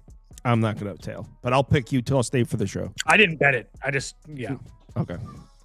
Next up. Very good chance I wind up with a Utah State bet tomorrow. The only thing that's bothering me, and I think it's maybe because of Jordan and sports scientist Jacob, I can't remember who it was, but everybody's putting them in moneyline parlays, and I hate when that starts. Sports scientist Jacob is putting Utah State in moneyline parlays. I would advise not looking at anybody's bets that's showing you moneyline parlays. It's not going to be. Maybe it wasn't helpful. Jacob. Maybe he'll tell me in the comments. An average of the 5 people you spend the most time with, and if you start spending time with those people, it could be dangerous for yourself. Yeah, just your overall confidence. I agree, Spoon. Sports scientist Jacob, disappointed in you. I bet she's going to be in the comments. I did it. I know. So he's going to be in the comments and say, I beat the money line on every single one. Well, in that case, it would actually be a good one, but it's that's tough. No, I did not. Exactly. Okay, so I'm sorry, sports scientist Jacob. It was somebody else. There's two or three people in that Discord, I'm positive, that were talking about it. So hold on. If you're looking to place a bunch of money line parlays tomorrow because it's Saturday and there's a bunch of good games and you think that's just the best way to do it, that's a bad way to approach it. You don't have an edge on 3 separate games just because you think those are the winners. Yeah, it's going to be difficult. 8.5 feels crazy here for Dude. What are we doing? Wisconsin's taking. I don't know. I am so terrified to take Wisconsin. I feel like this is like a layup, and I know that sounds stupid on a show like this when we try not to say shit like that. But I've how many times have I talked about on this show about Wisconsin on the road this year and them being able to shoot the lights out and all that good stuff, and they've performed extremely well. Have they had a couple clunkers? Yes, absolutely. But this is the Big Ten we're talking about. That makes sense here when they have a couple clunkers on the road, but. Who is Purdue to be laying multiple possessions to, I mean, at least the top half of the Big Ten here? I mean, like, what are we talking about? Yes, they are losing to good teams, but I mean, is Northwestern that great of a team? I just don't understand. So I had this game 5.5 max. I thought that I was going to get 6 points or something like that with Wisconsin. It continues to go up. It would only be Wisconsin for me. I feel like I'm missing something. I don't care if it's everybody's last game in Mackey and yada, yada, yada. That means absolutely nothing to me. Wisconsin on the road has been a moneymaker for me. It would only be Wisconsin for me. I truly feel like I'm missing something. I can get a +1.5, -102. Pinnacle's juiced towards the Purdue side. It looks like that this is going to come down to 8. Spoon, and any reason that this is at 8.5 that we're missing? Is there an injury or anything that you've heard? Just looking at it, it's Purdue at home. Like I think this number is accurate. I don't think there's a huge issue. You're not missing like Jonathan Blackwell or anything. Like that would be the player that would move this line, in my opinion, for Wisconsin. Anybody else, sure, a point or maybe a half, but Blackwell's healthy, so nothing else matters as far as that goes. But you're looking at one of the most experienced Purdue teams in the nation. You have senior Braden Smith, Trey Kaufman-Wren, Fletcher Lawyer, Oscar Clough. Tons of seniors on this team. I think this is a huge game for every single member of this team. You guys remember Zach Edey, all of these core members of those Zach Edey teams. Purdue has not had a good second half of the season. I've had lots of fun poking fun at it, but this is still a decent basketball team. This is a insane home environment to try to go into. I had Purdue -6.5, -110. I texted Kyle about it at 3:30 today. I think this is one of the better spots on the board. Still at 8.5, 8. I still lean Purdue. I think I'd have to get a 10 with Wisconsin before I honestly thought about it, but I feel like this is a good spot. What would the price be? What would be your price on a neutral?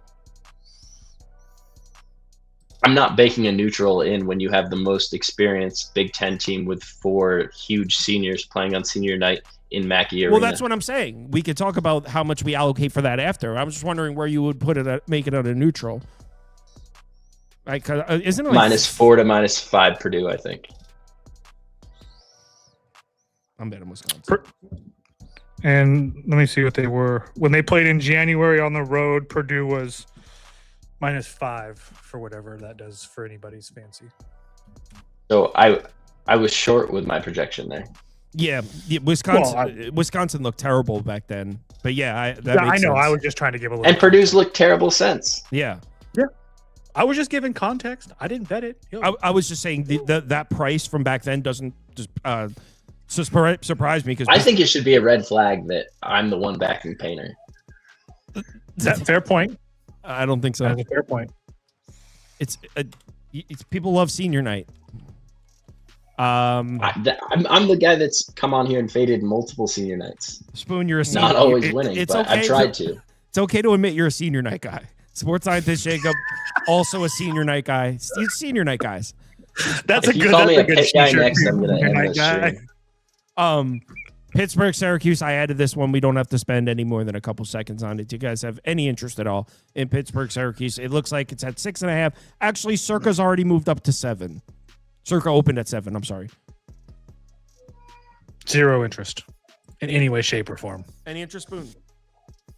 The number is huge, in my opinion. I thought this would be like a quote-unquote Syracuse spot where it'd be a really nice time to play Syracuse after 4 straight losses. They come home, get a game versus Pittsburgh, a bad team that they can definitely win. But I didn't get a 4.5. I didn't get a 5. We're looking at 6.5, 7. So I'm off this game. If this number goes past 8, it probably becomes Pitt. But I think Syracuse gets a big win here. Aiden Autry's probably out of a job, but I think he tries to go out on top. Let me tell you guys. Let's just quick advice. When you lose to Wake Forest by more than one possession, you can't be trusted, guys. Don't lay points with Syracuse. Just don't do it. But hold on. Weskers is in the comments. Syracuse guy. He said Cuse blowout. I mean, if you do take the Wake Forest loss out, they've it's North Carolina, Duke, Louisville that they're losing to. They beat Cal in double OT. They beat SMU at home as well. So at home is where I think it's important to take out outliers when you're doing like any sort of statistical analysis. And obviously, Wake Forest being one of the worst teams in the nation, you lose to them. That's got to be an outlier. It's so big of an outlier, I cannot put it past me. So you're saying Weskers doesn't know anything about Syracuse, is what you're saying? You know he's not going to like your response to this. I know. I'm just going to stay. I heard Weskers is a big TJ Sorrentine fan. He's a Syracuse whisperer, so he claims. Utah, Baylor. Spoon, business as usual? Auto fade of Utah? I can't auto fade Utah. Like, I only get to do that when the number is within a possession. At 12.5, I still lean Baylor. This number should probably, I don't know, 12.5 is probably about right. I think Baylor can win this game by 15 to 20 points, but anything over 10 is kind of hard to really expect. So I don't think there's a huge edge here. Maybe at 12.5, it's even almost with Utah. I don't know. I'm not going to be involved here. Utah's a really bad team. I don't expect them to pull anything out of their hat here on the road or at home versus Baylor in the last game of the season. Yeah, Baylor looked really strong for most of that Houston game. They had a late collapse, but it looked like they were getting themselves together a little bit. I don't have any interest in this one either. Toast, 12.5 sound right to you? Yeah, I really want to play Utah personally, but I'm not going to do it. But they've been pretty good as far as spreads on the road at certain times. So again, I'm not going to do it, but I really want to play Utah. I'm not going to though. All right, screw that game. Next game up, Indiana, Ohio State. So Tilly's back, Mobley's healthy, Buckeyes are completely good to go, right? Yep. All Yep. right. And yep, I bet Ohio State minus the 3.5 as soon as it came. I got paid $115 for it, but as soon as it came out, said it a couple days ago on the show. I feel like this is a team that's going to be in the tournament. And now that that Purdue win, they finally had Thornton, Royal, Mobley, and Tilly. And when they have those four, they're a very good basketball team. A lot of those four have dealt with injuries through the course of the year and they haven't played well. But when those four are on the court, they're a much different basketball team. And I said it 2 weeks ago. I think that Miami, Ohio loses in their conference tournament and they're going to end up playing this Ohio State team in Dayton and Ohio State's going to win. But yeah, I think Ohio State at home gets another really good win and puts themselves in a conversation to win in the tournament. Yeah, I played them at minus 3.5. I mean, the 3.5s are gone, so it looks like you got a good number. I don't know. I think it's creeping up a bit high. But looking at Indiana's recent efficiency numbers, good Lord. What about an under here? See, look at the pace from these two teams. Doesn't this number feel a bit high for this pace? Look at this.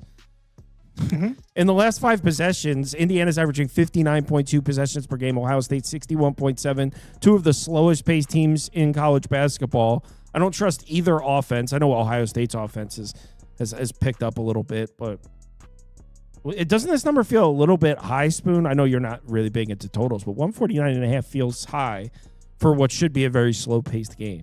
What are your thoughts on this number? Do you agree with the movement up to 4.5? So if you're looking at their recent efficiency metrics, they don't look great. But if you look at the last game they played, they blew out Minnesota by 30 points. I think Indiana definitely showed up in that game. I think a lot of people are really excited to bet Ohio. Got multiple text messages about it. I don't really think there's a huge injury bump with everybody coming back. I kind of feel like that team was playing at their peak even without those players. And I question if maybe they even take a step back because some of the players that were playing really well, getting more minutes, are now sitting on the bench, and the guys that are nursing injuries are out there on the court. At this number, I would be on Indiana. I haven't bet this game. The reason I probably won't be on Indiana is because they're off a 30-point win. That kind of goes against a checklist of things I want to do with teams. I don't want to back teams that are off huge wins like that. I would rather back a team that was off that 30-point loss. I kind of agree. I think I lean towards Indiana at 4.5. I think I would need like a -1 to consider Ohio State. So as of right now, it looks like Toast is right with his -3.5. But I do think I lean towards Indiana. I lean towards the under. I kind of want to bet Indiana's been really bad on the road too. That's another thing I didn't mention. I'm switching to Indiana. I would say though, if you ended up getting 5.5, if this continues to move, it would only Yeah, if I get a 5.5, 6, I'm in there. Texas A&M LSU. You guys know I'm not betting LSU. Not betting LSU with no Dedon Thomas. Bucky Spoon. True or false? Spoon. Do you think Buckyball's dead? Well, they've won 3 of their last 5 games, so I don't think it's dead. That doesn't indicate dead to me. I think that's a above 500 winning percentage. I'm not great at math, but 3 of 5 seems like it checks out. I think buckyball is very alive, and I think LSU's the kind of team that they could execute it well against. You need to be able to keep up and score. And we're talking about an LSU team right now without De'Don Thomas that has played pretty bad basketball. They've played a couple of overtime games versus South Carolina and Mississippi, but outside of that, they're not keeping these games that tight. I think A&M is going to be a challenge for them. I'd be interested on moving on A&M. I haven't looked much into the line history on this, so I don't know where I'm getting in on it yet. This wasn't one of the games that immediately grabbed my attention. I actually didn't cap it. So it looks like A&M has taken a little bit of money. There were juice 2.5s available very briefly. Doesn't look like they were it doesn't look like they were available for very long, and just on a few of the softer books. It's mostly 3.5 now. You can get a juice 3 if you look around, but mostly 3.5. So as far as betting the Aggies, we definitely missed the boat a little bit, but I do agree with you. I think the fair is probably closer to 4.5, 5 than 3, if you ask me. Toast, what is that face? What are you saying? I 100% agree. I don't I want absolutely nothing to do with this. They should be not 3 or 4.5. They should be 2 possession favorites here. LSU is absolutely terrible. I don't care if they're at home or not. And Texas A&M has something to play for. I feel like I'm missing something. Obviously, it's starting to go up a little bit. When I looked at this 2 hours ago or whatever, and I saw 3s up there, I felt like something. I felt like I was grabbed missing them. something. We should have taken them. I want nothing to do with it. Yeah, it's so price shopping. I'm not taking a 3.5. If a 3 comes back available at minus 110 juice, there's a decent chance I move on it. But at the current number, I won't. Yeah, I agree. I echo that sentiment. Next up, Gordy said I'd take Texas State over LSU. Gordy. All right, next up, North Carolina Duke.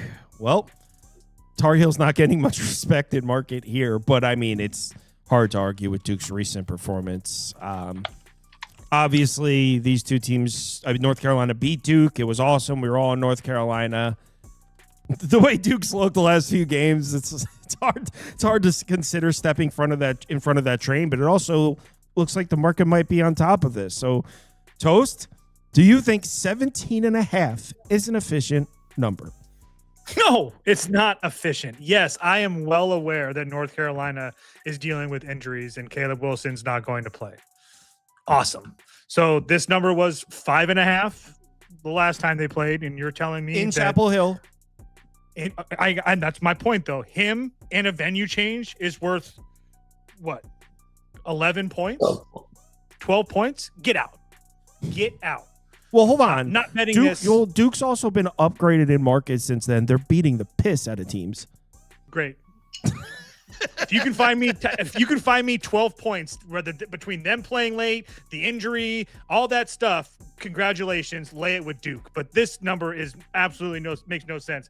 Do I think that Duke can cover this? Sure. But if you're asking me if this number is efficient, absolutely not. I think Duke might win by 40 points. I agree. I'm just saying that you can't say if they're a 5.5 favorite and one guy goes down, regardless if he's his best player, it's worth 12 points with a venue change. Get out. Spoon, do you agree with Toast? I agree with Toast that the number shift based on the injury and the venue change is too much. But I also have the note, don't bet against Duke in Cameron Indoor. And right under that, I scribbled, don't let Kyle talk you into betting. One time. It was last Saturday with Virginia. And I'm like, it felt right. It felt right. I don't think I'm going to fall for the trap twice. But for me right here at this number, it's North Carolina. I'm tempted to play it, but I don't think I'm going to. It felt right. It did feel right. Yeah, no. This team isn't looking to win games. This team is looking to hurt people. Duke by murder. I don't know. It's tough for me to say. Like, what am I claiming the fair price is here? 20.5? Like, I'm not betting 17.5. All right. One of the most insane environments. Like, you would think Duke, the basketball program they have, would be a huge gym. It's a very small gym. They pack as many people in there as they can. Looks absolutely nuts. Also on the checklist of places to get. Yeah, I'm sure that's a hell of a trip. Real nice environment there at Cameron Indoor. Fullerton, Northridge. Who selected this banger of a game? Me. Actually, yeah, State. You're sticking with your guys here. Yeah, just continue. You're going to get another game that I'm just going to continue to ride the wave, guys. A lot of success betting this Cal State Fullerton team, and they're coming off a huge win versus UC San Diego.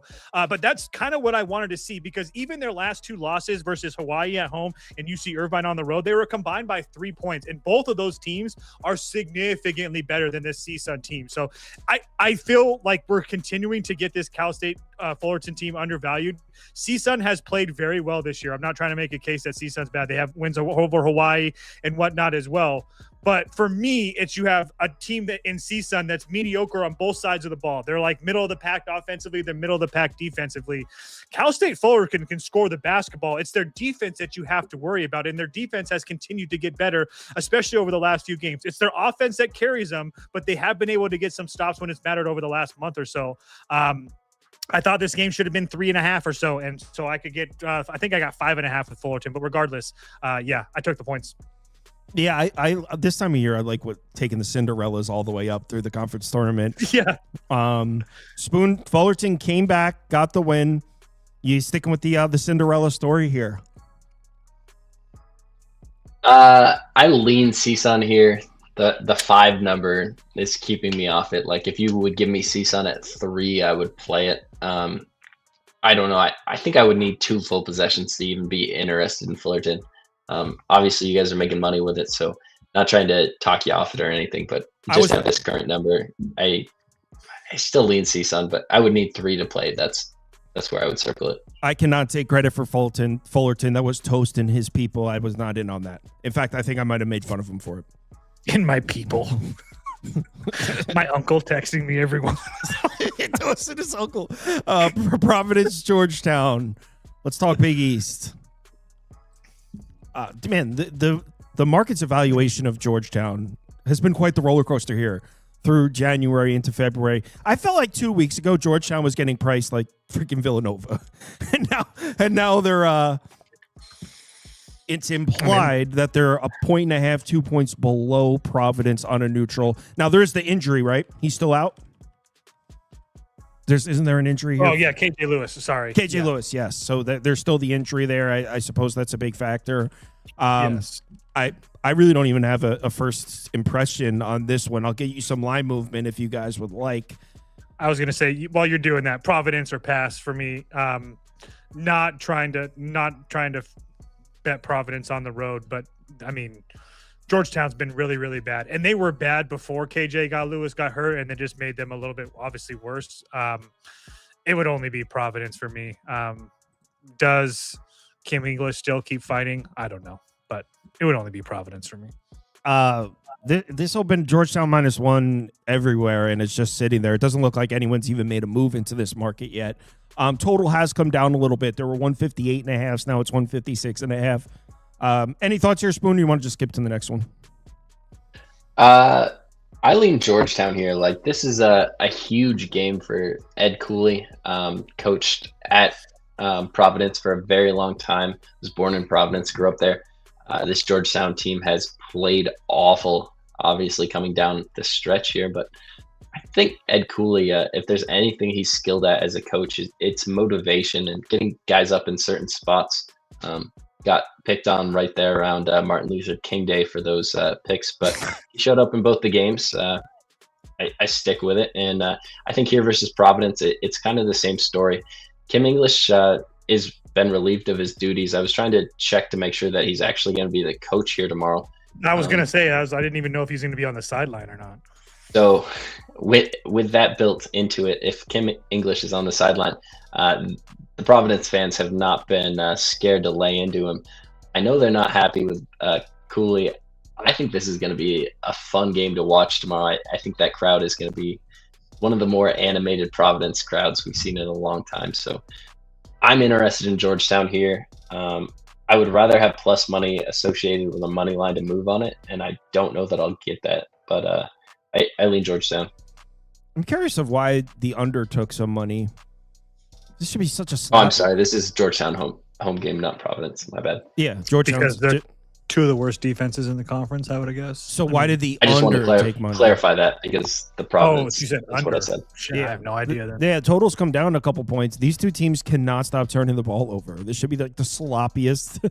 I'll say over. I'm good though. If it's gone down a couple points, it's at 156.5. I'd say over or pass, but I'm not betting this. All right, let's move on to the next one. Auburn, Alabama. You know the rules, guys. I made the rules. You change the rules every day. I don't even know what the rules are anymore. Alabama off of a loss, book it. So over Alabama team total. All you're going to get is a whole bunch of points here. Same shit, different day, boys. Alabama overs off of a loss. Has this even been working this year? I know it was working last year. Is this let's just take a look really quick. They lose to Purdue. They scored 90 versus Illinois. They lose to Gonzaga. They score 115 against UNLV. They lose to Arizona. They score 104 against South Florida. They lose to Texas. They score 97. They lose to Tennessee. They score 90. They lose to Florida. They score 100. They lose to Georgia. They're going to score 100 on Auburn as well. Thank you. So they haven't scored less than 90 points once off of a loss? I think they had back-to-back losses one time, but I still, even in and the loss, they had 90 points in the loss. And in the loss, they had 90. Wait, so Spoon, you're co-signing this nonsensical thing? Dude, this has been going back 2 or 3 years. No. I'm not co-signing any totals that unless it's Kent State playing Toledo, and I can guarantee myself I won't see a lick of defense for 40 minutes. Then I'm not playing a total. I would be interested in Alabama here. Really? I agree with the sentiment that they bounced back well off the loss, and don't think Auburn's that good. They're coming off a home win. They got up for a win versus LSU. Congratulations! A serious step up in competition from that D-Don Thomasless LSU team. I like Alabama here. I'm considering this bet. I haven't moved on it yet. I honestly think this number should be double digits. Somebody in. Go ahead, Kyle. I probably would just tail your over if I was the bet. I'm good though. 8.5 is kind of bad. I mean, Auburn's not terrible, and Alabama plays no defense at all.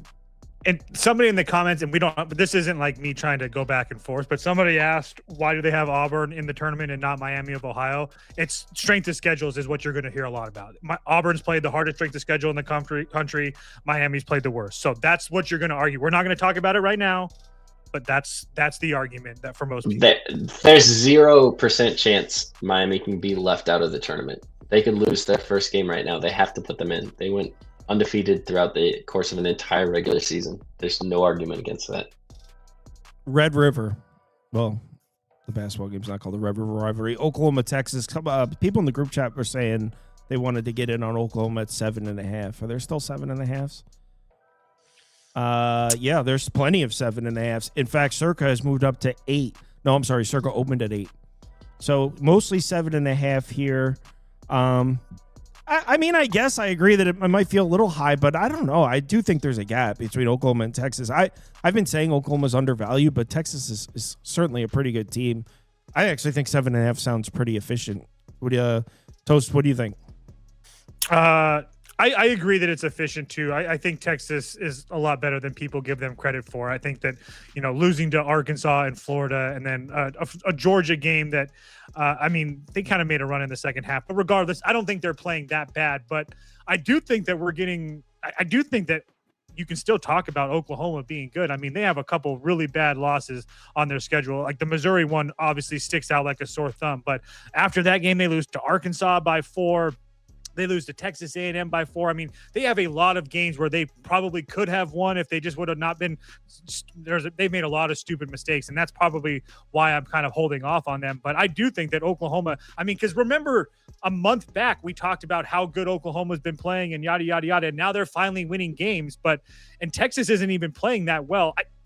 I don't know, man. I really wanted to play Oklahoma here, but I don't really love them as much on the road. And the one thing that really bothers me more than anything is that they're really reliant on the three-pointer. And they've been one of the best. I think they're the best three-point shooting team in the conference. And over the last couple of games, they shot 48% against Missouri, 44% versus LSU. I mean, this team has been hot, but I just feel like you're asking them a lot. But yeah, It would only be Oklahoma for me. I'm just worried about them having to hit a whole bunch of threes against a Texas team that still can defend.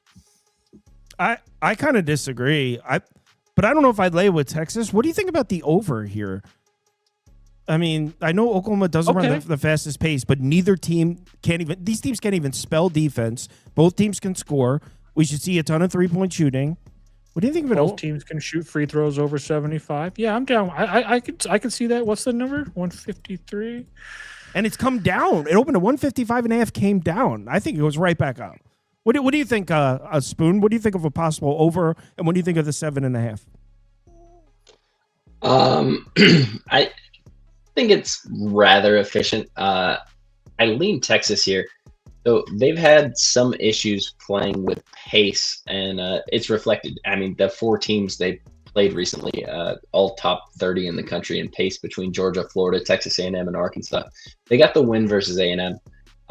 Oklahoma doesn't play with pace, and I think that's important for Texas. And I think Oklahoma's coming in here winners of 5 of their last 7 games.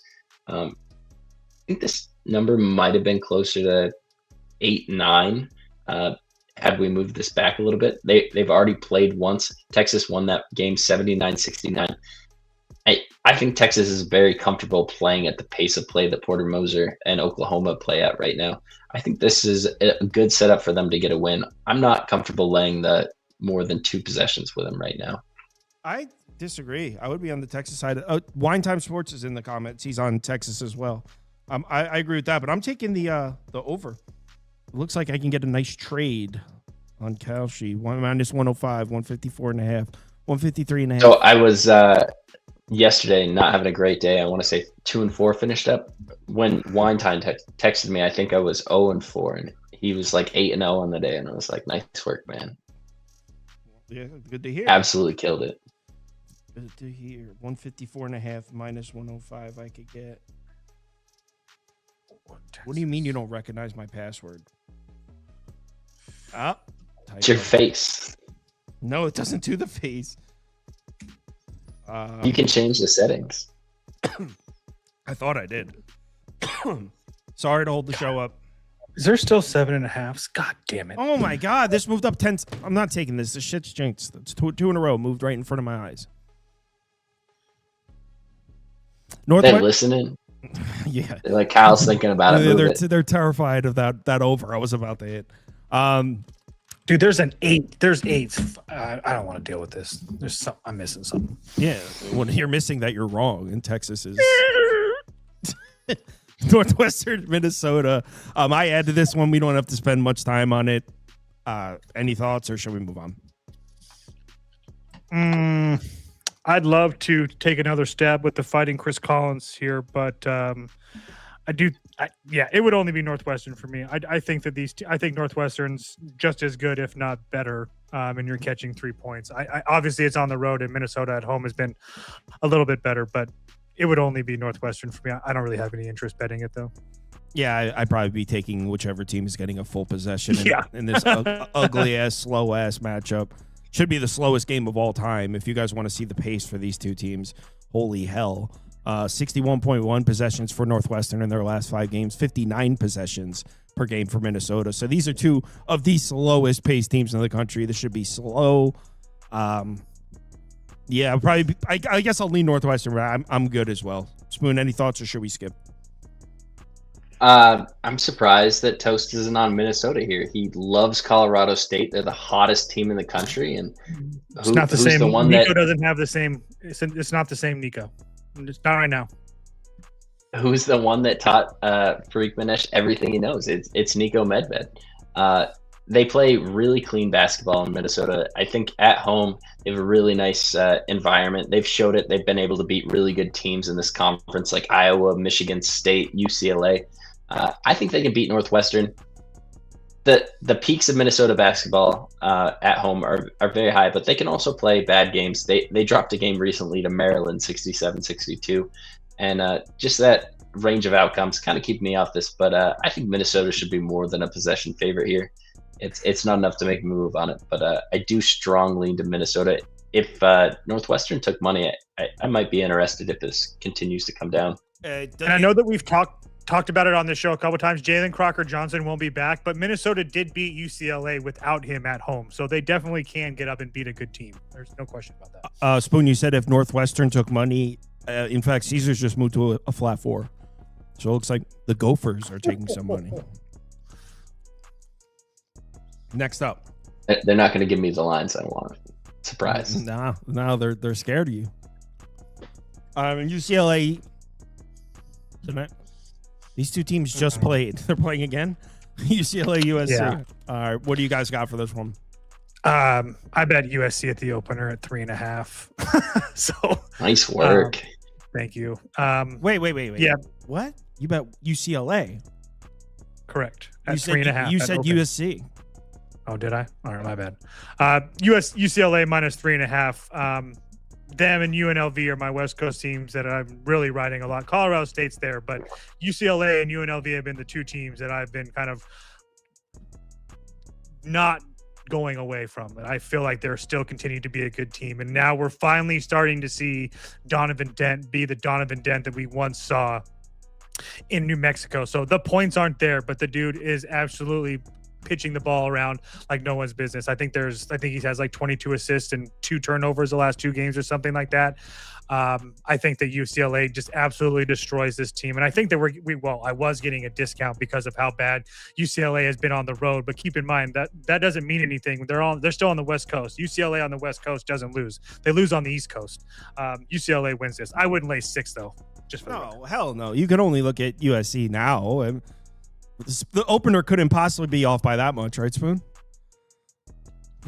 I mean, I was making a joke. I know.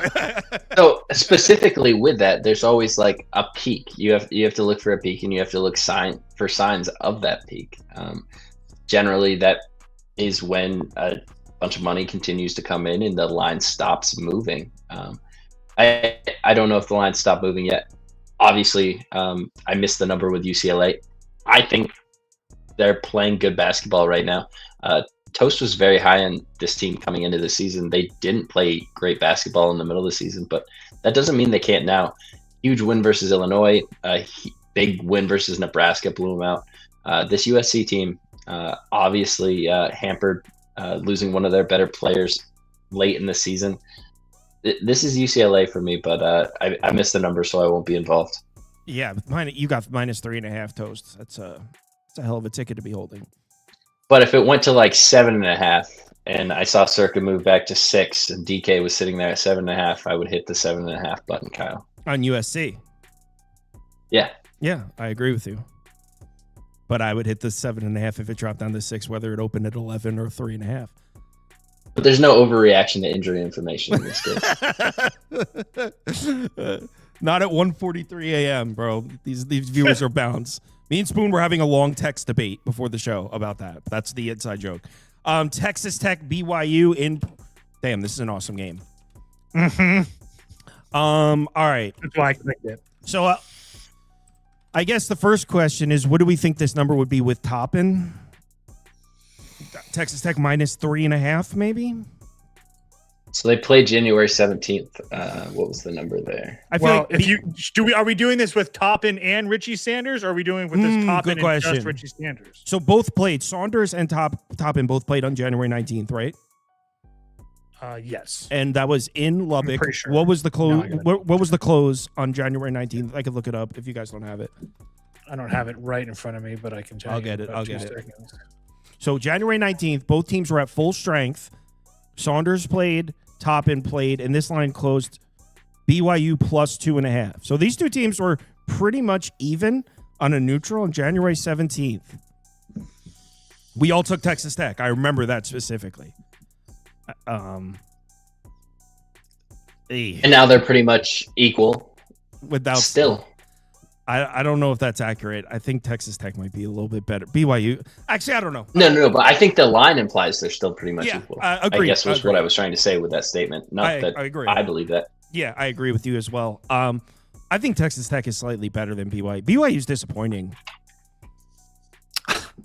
Dude, you're telling me. I mean, what? I just don't understand why we're getting points here. I mean, I'm just trying to think objectively. Like, yes, BYU doesn't have Richie Saunders and yada, yada, yada, and they're back home and they have a really good home environment here. But I mean, yes, the Iowa State win was impressive. I will give them that. But Texas Tech just whooped up on Iowa State too, and they didn't have their best player. I mean, and then going back as far as at home, when's the last time that BYU looked super impressive at home? Was it the overtime win versus Colorado, or was it the multiple possession win versus Utah? I'll wait, because this number makes no sense. I haven't bet Texas Tech because I felt like I might be missing something. But this number makes absolutely no sense with me. I know that both teams are missing players, but Texas Tech is by far significantly the better team. And yes, if DeBancer were to go off, so be it. But I trust Texas Tech defensively. I don't understand this number. I have this Texas Tech -1. They should be the favorite, in my opinion. Yeah, I think I agree with you, but I didn't bet it. So what do you think, Spoon? I think you should probably be closer to a pick, right? Just kind of looking at the market in this game, I have some trepidation. I see Superbook open this game 1.5. They opened this game a couple hours before Circa did, and then they moved to 2. When they moved to 2, Circa opened, and they matched Superbook's number. Pretty common thing you'll see in college basketball. The move from 1.5 to 2 tells me somebody's interested in BYU here. I feel like Texas Tech still has some pretty good value here. Toppin's one of the best players in the country, but this team without him, they got 7 dudes out there that play some of the toughest defense in the country. I think defense really travels. BYU is a tough home environment. I'm looking at the market, and it's going to keep me off it, but I lean Texas Tech. I would love an under. The problem is there might be a lot of 3-point shooting in this game, and I don't know if I want to be on an under in a 3-party. Because Texas Tech, I feel like, shoots even more threes without Toppin.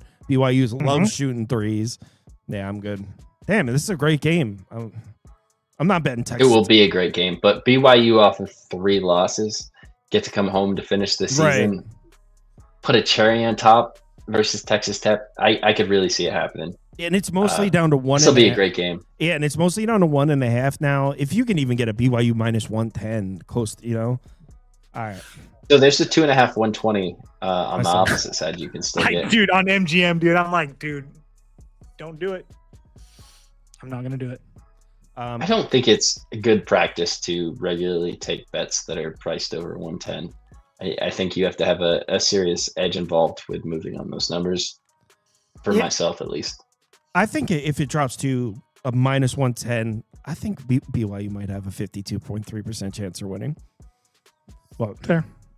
Arizona, Colorado, and the only reason I added this one is people were talking about it in the group chat. I think people took Colorado plus 15.5 or something. Yeah, we all got 15.5. We all? Like a bunch of you did? I think so, yeah. I mean, everybody that was in there this morning bullshitting with us. I mean, I shouldn't say everybody. There's probably like 6 of us, but yeah, it seems like everybody. No, I saw a bunch of people talk about Colorado. I saw a bunch of people bet this. Yeah, I think it got down to 13.5 at one point. I still think you can find 14.5s or whatever. I just feel like Colorado at home is a place that I like to play them, on top of the fact Arizona has absolutely nothing to play for. I think this is a really good chance for Colorado to keep it close. I don't think they're probably going to win this game. If I did, I would probably sprinkle the money line, but I think Arizona's too good. But to get 15.5 points with a team that's shown that they're more than capable of playing at home versus upper level competition. I think they only had one bad game at home this year. I don't even know if they had a really bad one, but regardless, yeah. Colorado.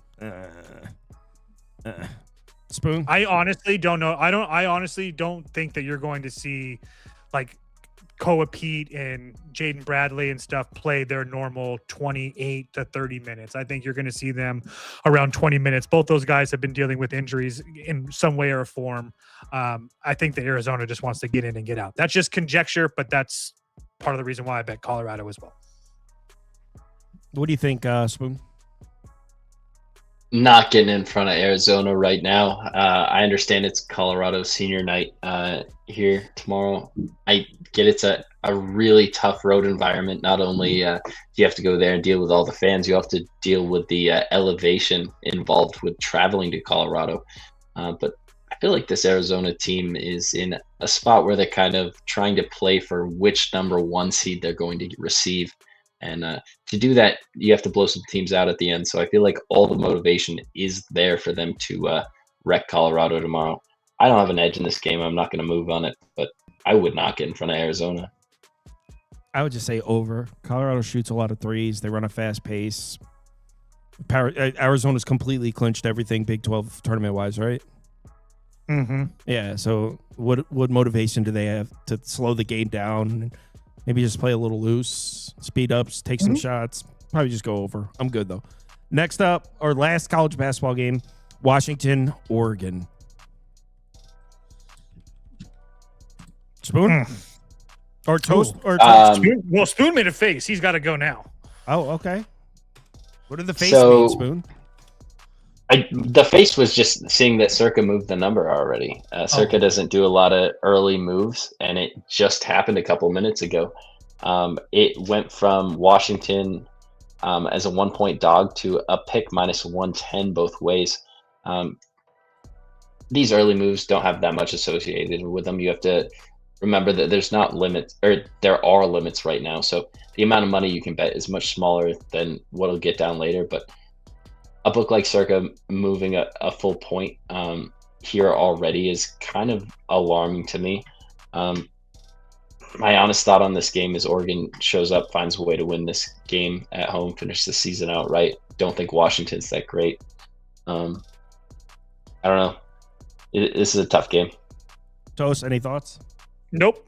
Easy pass. This is like one of the easier passes on the board. Both these teams are absolutely terrible. They have nothing to play for. Yes, sure, give Oregon a bump because they have Dana Altman and they're at home, but yeah. When I don't really feel like I have an edge and I lean that way and then Circa moves the other way, I definitely don't feel like I have an edge. Yeah. It's definitely not the most reassuring thing to happen, that's for sure. All right, Spoon, enjoy your night. Toast, I didn't have the graphics ready, but you have a World Baseball Classic game you like, right? Yes. Later, man. Have a good night, Spoon. It doesn't even really matter. I bet Canada -120. They're like -160 now, so we don't even really have to spend time on it. I think Canada wins tomorrow. They're in a really good spot. Colombia had a play already last night, and now they're going to play tomorrow. On top of the fact, Canada, they should play their next game as well. They're going to be facing a team that's played 2 games in their last 3 days or whatever. It's just a really good spot for Canada. I bet them to win the group as well. I don't know if you can still get it, but if you can get them around +100 to just advance, they don't have to win the group. I would take that as well because they're in a really good scheduling spot and they have all their bullpen available. But regardless, the number kind of moved. So this is the standings after the first day for those of you that are competing for the $2,000. A mess of a first day. I went 2-2 -0.18 units, and I'm in like 16th place. So it's wide open. Make sure you tag Sauce on the Juice Reel app if you're trying to get in on that. It's $2,000 to the winner at the end. It's going to be a marathon. So if you are towards the back, you have plenty of time. Going to be going on college basketball only, by the way. I saw someone submit a Scotty Scheffler bet. Like it's a March Madness contest, guys. So I saw Scotty Scheffler. I saw some New York Rangers puck line bets in there. You only can tag college basketball. If you tag the NBA or the NHL or a golf bet, it doesn't count. It's going to count as a loss. So maybe I wasn't clear. It says March Madness at the top. But yeah, so make sure you tag Sauce, and it doesn't matter uppercase, lowercase letters, doesn't matter. So that's for the $2,000 competition. Everyone, have a great night. Thanks for watching as always. Enjoy your Saturday. Make sure you bet responsibly. Yeah, that's it. Talk to you guys later.